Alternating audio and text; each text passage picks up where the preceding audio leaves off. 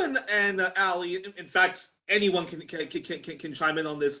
But you mentioned that many LGBTQ plus people, LGBTQIA two spirit people are homeless, along with women. That there's a high representation of women and the broad queer community homeless.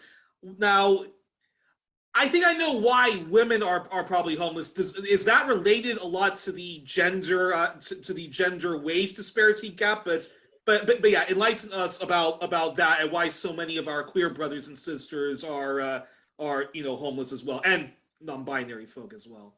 Absolutely. I mean, like you said, there definitely is a disparity in wages that male identifying people receive and female identifying people receive. And that is going to impact queer people as well.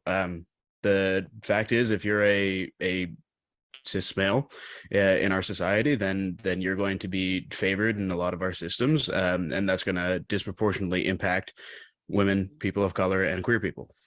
So that definitely has an impact on homelessness. There is also a factor of that there's a lot of work to do in terms of fighting stigma against queer youths. There's a lot of, be they TERFs that you hear a lot about, trans exclusionary radical feminists, who refuse to accept queer people and their understanding of gender identity.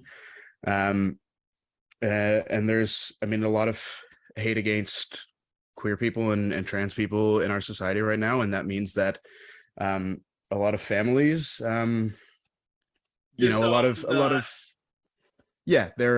forced to go out onto the streets and to fend for themselves, and we see that a lot at the integrated care hub.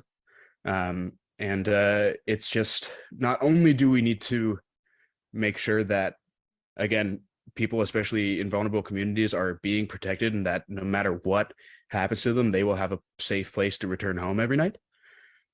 We need to do work culturally to fight back against the stigma and this bigotry and this homophobia and transphobia, and make sure that our systems view everybody as equal and treat everybody as equal, but on a one-to-one human level, that we're also doing the same there. Keaton, how